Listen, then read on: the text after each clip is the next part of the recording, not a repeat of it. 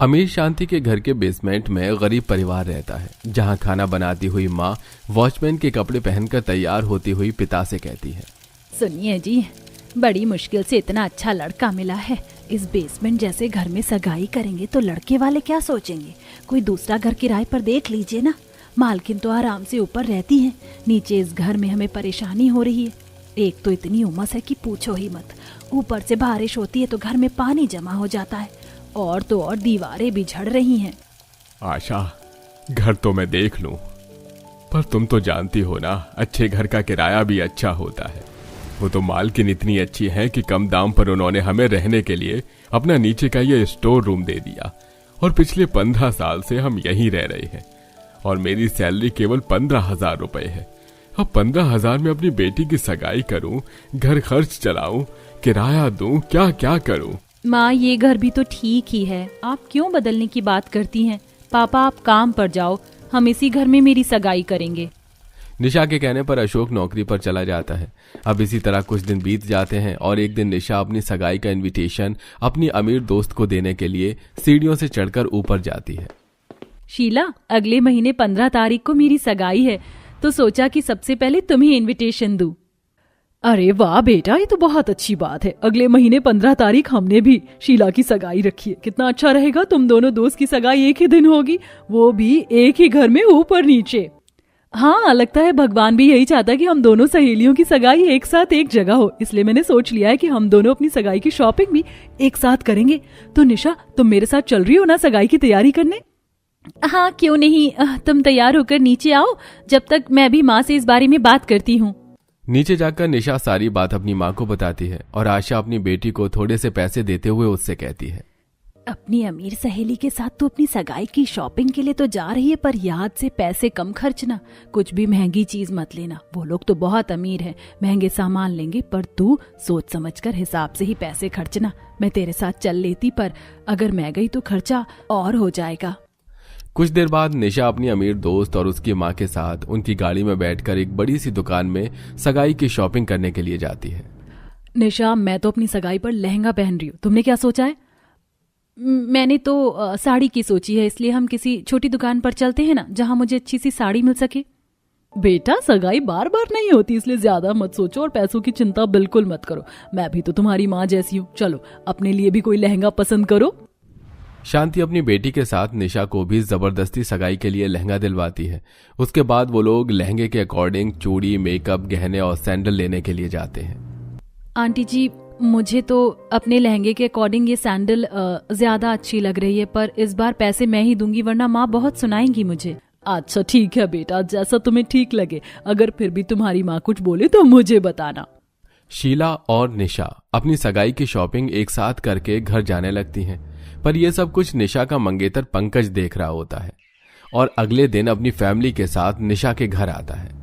माफ करना बहन, सगाई से पहले आपके घर आ गए, पर आप तो इस टूटे फूटे घर में रहकर हमें अपनी गरीबी दिखा रही थी, जबकि कल मेरे बेटे ने खुद देखा है कि कैसे आपकी बेटी अपनी अमीर सहेली के साथ सगाई की शॉपिंग कर रही थी।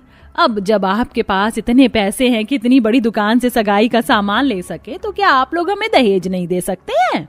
अर्चना दहेज के लिए आशा को परेशान कर ही रही होती है कि तभी वहां शीला बेसमेंट की सीढ़ियों से उतरकर आ जाती है और लड़के वालों की बात सुनकर उन्हें सुनाना शुरू कर देती है। कैसे बेशर्म लोग हैं आप। आपका बेटा महीने के सिर्फ 20,000 रुपए कमाता है, ना कि 15 लाख, और डिमांड ऐसे कर रहे हैं आप लोग जैसे कि आपका बेटा कोई पुलिस ऑफिसर हो। आंटी जी, कोई जरूरत नहीं है ऐसे लोगों से शादी करने की। क्या गारंटी है कि शादी के बाद हमारी निशा इनके साथ खुश रहेगी?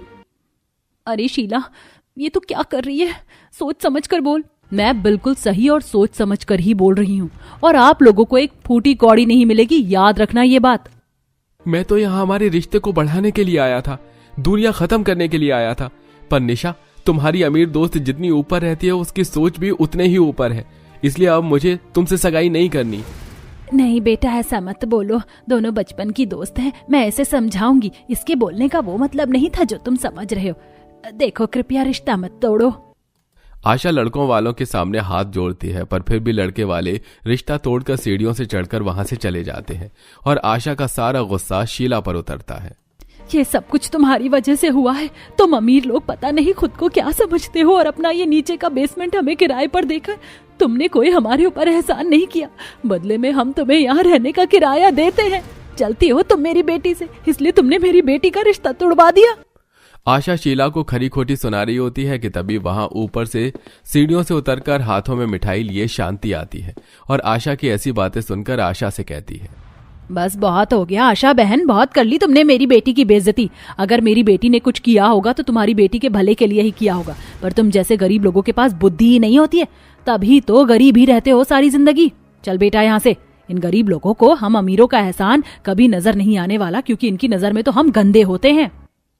उस दिन न सिर्फ निशा का रिश्ता टूटता है बल्कि दोनों सहेलियों की माओं के बीच में खटास भी पैदा हो जाती है।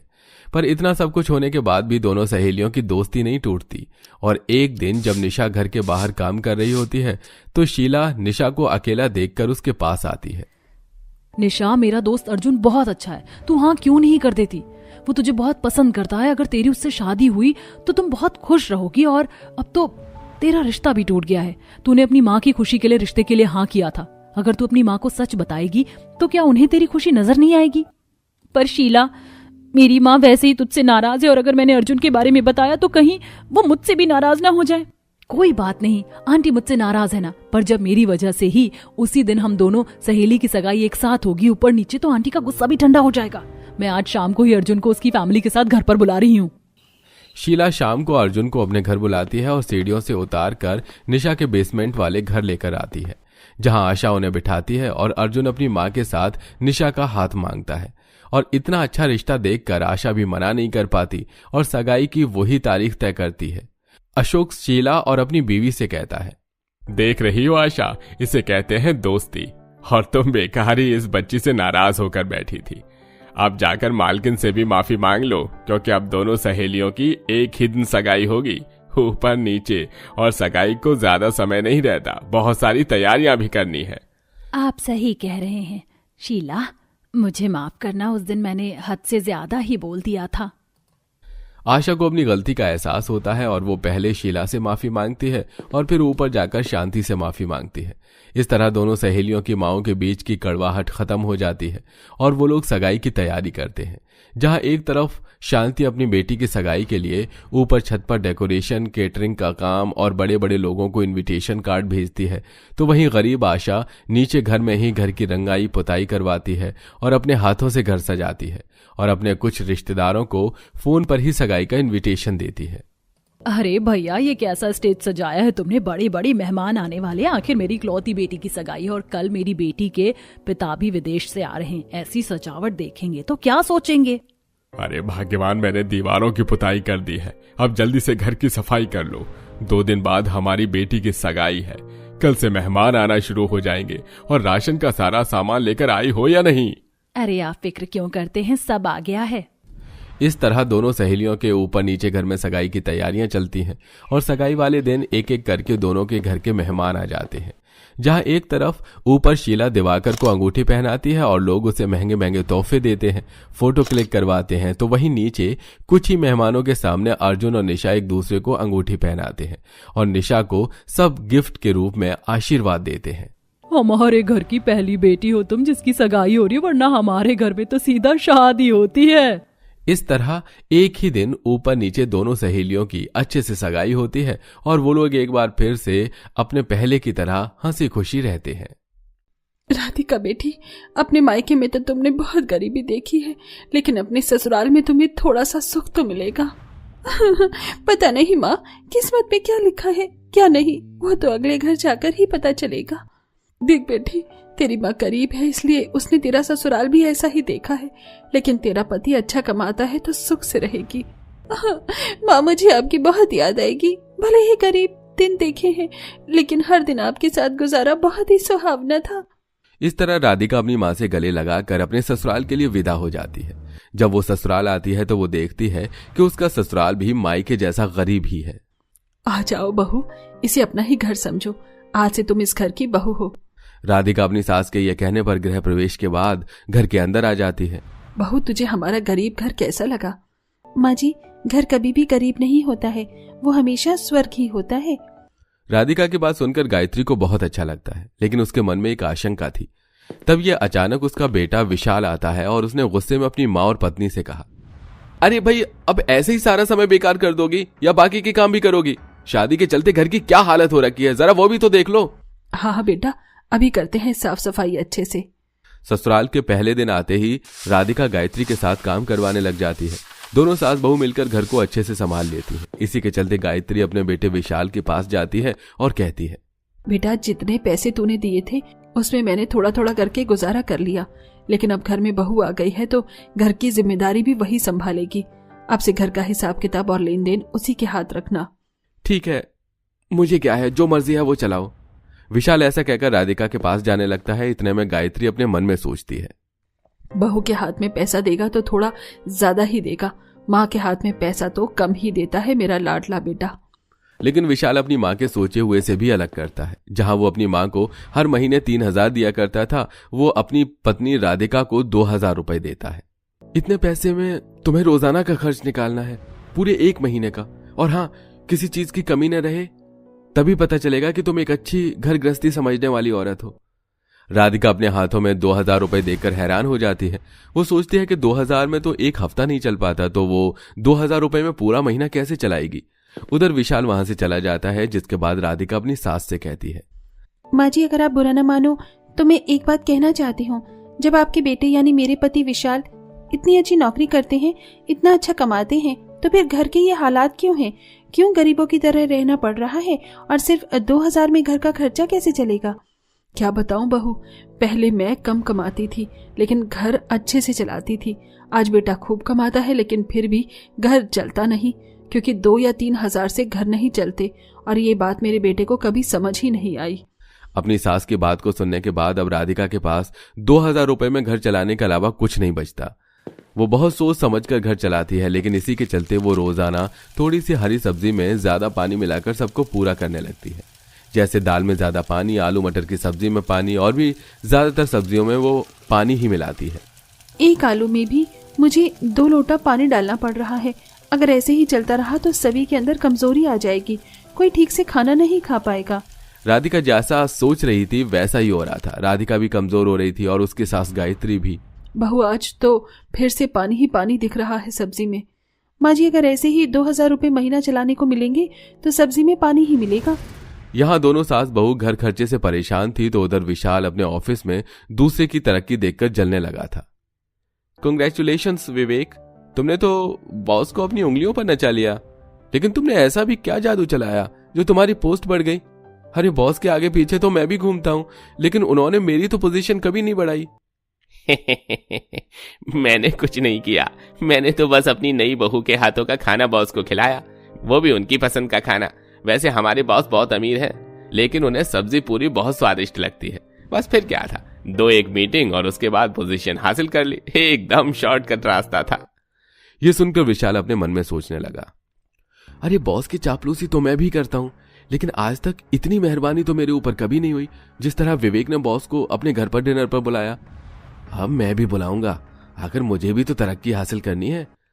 विशाल अपने बॉस के ऑफिस में जाता है और उसे अपने घर पर डिनर के लिए इनवाइट करता है। इसके बाद वो घर आकर अपनी माँ और अपनी पत्नी को 5,000 रुपए अच्छा खाना बनाने के लिए देता है, स्पेशली पूरी और सब्जी बनाने के लिए। आज के खाने में बढ़िया सी सब्जी और पूरियां बनाना, मेरे बॉस आने वाले हैं, मैं उनको खुश करना चाहता हूँ। पैसे लेने के बाद राधिका और गायत्री दोनों सास बहू एक दूसरे की तरफ देखती हैं और विशाल से पैसे ले लेती हैं। जिसके बाद शाम के वक्त विशाल का बॉस घर पर डिनर करने आता है। सर आप आ गए, मुझे तो यकीन ही नहीं हो रहा था कि हम जैसे गरीब लोगों के घर आ पाएंगे। आज आपने मेरा गरीब घर महल बना दिया अपने कदमों से। अरे नहीं विशाल, यह तो तुम्हारा बड़प्पन है जो तुम मेरे लिए इतना सोच रहे हो। वैसे तुम बहुत अच्छे लड़के हो। शेखर घर में आकर बैठ जाता है। विशाल अपनी पत्नी और माँ से चाय नाश्ता बनाने के लिए बोल देता है। थोड़ी देर में दूध कम पानी वाली चाय लाकर राधिका शेखर को देती है। शेखर चाय की शक्ल देखते ही उसे साइड में रख देता है। दरअसल मैं चाय पीना थोड़ा कम कर दिया है, तो चाय पीने का मेरा मन नहीं है। अरे कोई बात नहीं सर, आप अभी रुकिए, मैं खाना मंगवा देता हूँ। जाओ राधिका, सर के लिए जो सब्जी और पूरियां बनाई हैं वो लेकर आओ। विशाल के ऐसा कहने पर राधिका रसोई में जाती है और सब्जी और पूड़ियां परोस कर लाती है। लेकिन खाना देखकर शेखर को बहुत हैरानी होती है और सबसे ज्यादा हैरानी होती है पूड़ियां देखकर। मुझे समझ में नहीं आ रहा कि ये पूड़ियां हैं या कुछ और, क्योंकि पूड़ियां तो ऐसी नहीं होती। पूड़ियां तो तेल में तली जाती हैं और ये सब्जी में पानी अलग दिख रहा है और सब्जियां अलग। ये कैसा वाहियात मजाक है मेरे साथ? आज तक मेरे साथ ऐसा कभी नहीं हुआ। दरअसल हमारे घर में तेल खत्म हो गया था, इसलिए हमें पानी की पूरियां बनानी पड़ी। पानी की भी कोई पूरियां होती हैं? और अगर खाना खिलाना ही नहीं था तो इतना बड़ा मजाक करने की क्या जरूरत थी? मैं तुमसे बहुत अपसेट हूं विशाल। ये सुनते ही विशाल को गुस्सा आता है और वो गुस्से में अपनी पत्नी और मां से कहता है, जब मैंने तुम्हें पैसे दिए थे तो फिर तुम पूरा सामान क्यों नहीं लेकर आई? आखिरकार तुमने मेरी इज्जत मिट्टी में मिला दी। अब जब पैसे भी मैंने दे दिए थे। तुमने जो पैसे दिए थे वो सारे पैसे तो राशन में ही खत्म हो गए, लेकिन जो जरूरी सामान वो आया ही नहीं है। वैसे तो तुम्हें महीना चलाने के लिए सिर्फ 2000 रुपए देते हो घर में, लेकिन आज तुम्हारे ऑफिस से सर आए हैं तो तुमने पूरे 5000 रुपए दिए हैं सिर्फ एक दिन का खाना बनाने के लिए। हम बेचारी किस तरह 2000 में पूरा महीना गुजारा करती हैं, कभी सोचा है इस बारे में? सोचना क्या है, आप घर की गृहस्थी चलाने में पहले से ही एक्सपर्ट होती हो और कंजूसी करके बहुत अच्छे से घर चला लेती हो, इतना ही काफी है। यह सुनते ही शेखर को बहुत अफसोस होता है और वो विशाल से कहता है, अरे ये तुम कैसी बातें कर रही हो? तुम्हें तो आधी से भी ज्यादा तनख्वाह अपने घर पर देनी चाहिए, जिससे घर की औरत घर का ठीक से काम चला सके, घर की परेशानियों को दूर कर सके। मैंने तो तुम्हें बहुत काबिल समझा, लेकिन तुम तो उतने ही ना समझ निकले। शेखर की आवाज सुनकर विशाल का मुंह लटक जाता है। आप सभी ने बिल्कुल सही कहा, मेरी कंजूसी की वजह से मेरे परिवार को परेशानी भी हो रही है। तुम दोनों मुझे माफ कर देना, और मैंने इतने प्यार से आपको यहाँ बुलाया और आपने ठीक से खाना भी नहीं खाया। सर, इसके लिए भी मुझे माफ कर देना। तुम्हें समझ आ गई मेरी बात, इतना ही काफी है। चलो मैं घर चलता हूं। शेखर इतना कहकर घर के लिए निकलने ही वाला था कि तभी राधिका उन्हें रोक लेती है। सर जरा रुक जाइए, ये तो बस मेरे पति को सबक सिखाने के लिए ही था। हमने पहले से ही आप लोगों के लिए खाने में गर्मा गर्म पूरियां तैयार करके रखी हैं और बहुत स्वादिष्ट सब्जी भी बनाई है। आप ऐसे नहीं जा सकते, आपको खाना खाकर ही जाना होगा। ये सुनते शेखर खाने की टेबल पर बैठ जाता है। थोड़ी देर में राधिका और गायत्री मिलकर उसे स्वादिष्ट भोजन परोसती हैं, जिसे खाकर शेखर को बहुत खुशी मिलती है और वो खाना खाकर खुशी खुशी अपने घर लौट जाता है। माँ, राधिका, तुम दोनों मुझे माफ कर देना। अपने ही घमंड और कंजूसी के चलते मैंने तुम लोगों को बहुत परेशान किया, लेकिन आज के बाद ऐसी परेशानी कभी नहीं होगी। मैं हर महीने अपनी सैलरी का 70% इस घर में दूंगा, ये मेरा वादा है। विशाल पहले से घमंडी था, लेकिन अब उसका घमंड खत्म हो चुका था और इसी के चलते उसने जो पैसे जोड़े थे उन पैसों से वो अपने मकान की अच्छी मरम्मत करवाता है और अब से वो अपनी तनख्वाह का 70% अपनी पत्नी और मां को देता है और इसी के चलते वो घर भी चलाती हैं और पैसा भी जोड़ती हैं।